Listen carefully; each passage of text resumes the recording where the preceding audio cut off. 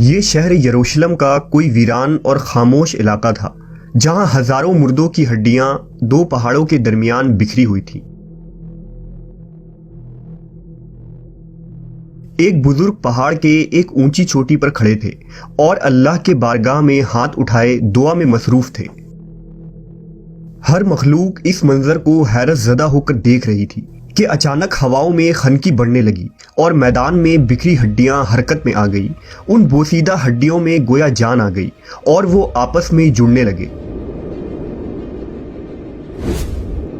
موت کی یہ خوفناک وادی میں ایسا کیا ہوا جو قوم بنی اسرائیل کے لیے عبرت کی نشان بن گئی؟ وہ بزرگ کون تھے جن کی دعا سے یہ معجزہ پیش آیا؟ آج ہم اس ویڈیو میں حضرت حزقیل علیہ السلام اور موت کی وادی کے اس قرآنی واقعے کو تفصیل سے جانیں گے۔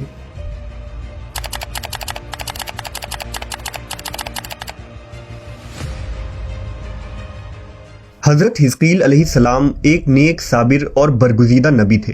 حضرت حزقیل کے والد کا نام بوزی کاہن تھا، جبکہ بعض نے لکھا کہ آپ حضرت یرمیہ علیہ السلام کے بیٹے ہیں۔ عبرانی زبان میں حزقیل کے معنی اللہ کی قدرت کے ہوتے ہیں۔ بعض علماء نے قرآن مجید میں موجود نام ذوالکفل کو حضرت حزقیل کا دوسرا نام قرار دیا ہے۔ حضرت حزقیل کی بعثت کا زمانہ 622 قبل مسیح کا ہے۔ روایتوں سے پتہ چلتا ہے کہ آپ علیہ السلام ابھی بچے تھے کہ والد کا انتقال ہو گیا۔ جب آپ کی بعثت کا زمانہ قریب آیا تو والدہ بہت ضعیف اور بوڑھی ہو چکی تھی، اس لیے بنی اسرائیل کے لوگ آپ کو ابن العجوز یعنی بڑھیا کا بیٹا کہہ کر پکارتے تھے۔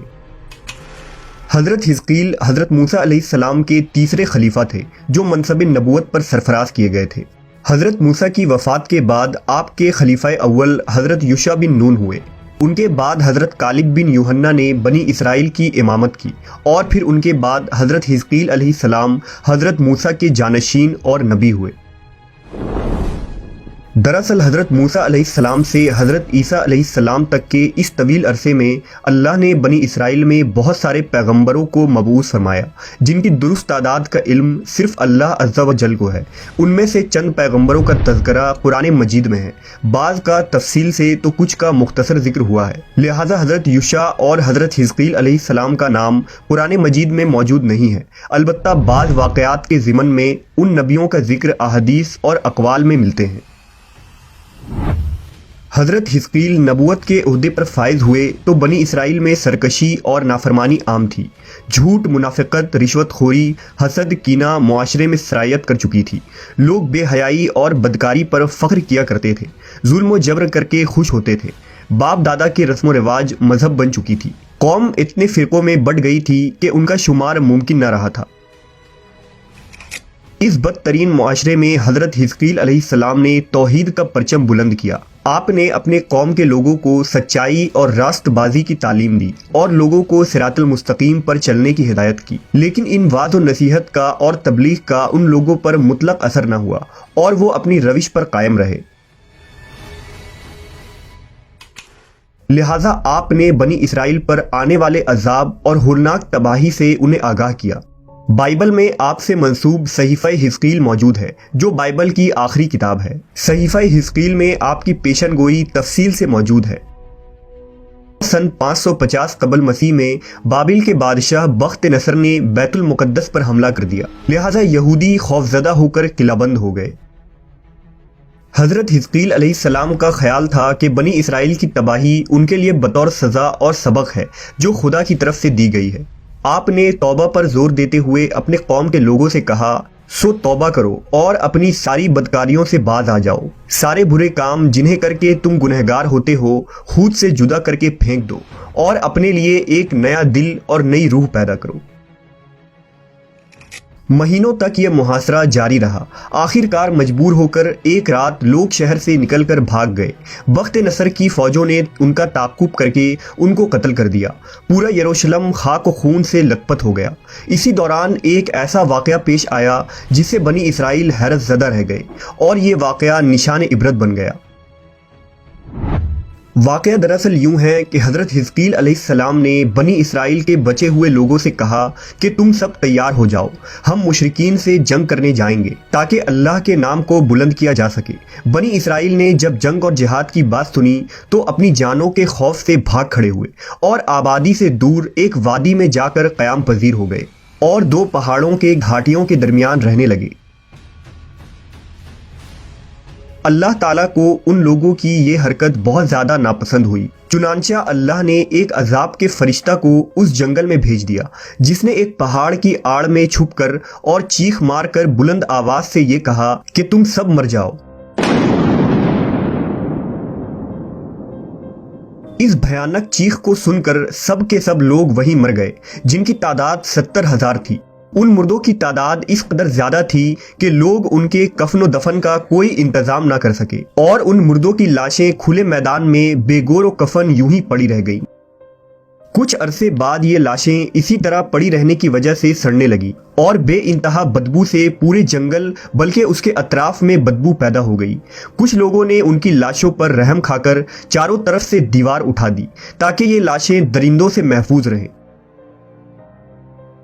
کچھ دنوں کے بعد حضرت حزقیل علیہ السلام کا اس جنگل میں ان لاشوں کے پاس سے گزر ہوا تو اپنی قوم کے 70,000 انسانوں کی اس موت ناگہانی اور بے گور و کفن لاشوں کی فراوانی دیکھ کر رنج و غم سے ان کا دل بھر گیا۔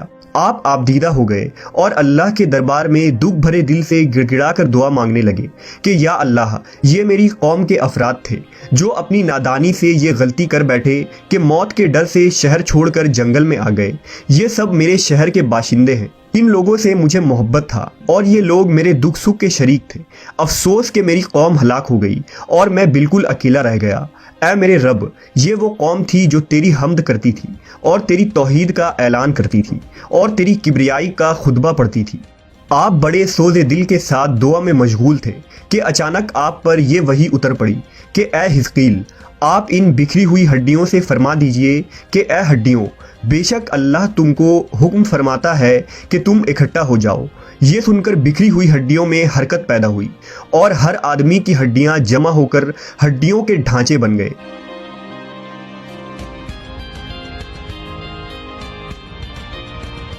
پھر یہ وحی آئی کہ اے حزقیل، آپ فرما دیجئے کہ اے ہڈیوں، تم کو اللہ کا یہ حکم ہے کہ تم گوشت پہن لو۔ یہ کلام سنتے ہی فوراً ہڈیوں کے ڈھانچوں پر گوشت پوش چڑھ گئے۔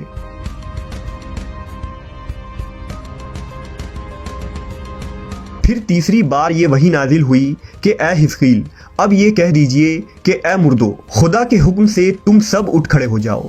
چنانچہ آپ کے زبان سے جیسے ہی یہ کلمات جاری ہوئے، 70,000 لاشیں یکدم اٹھ کھڑی ہوئیں اور تمام لوگ پھر سے زندہ ہو گئے۔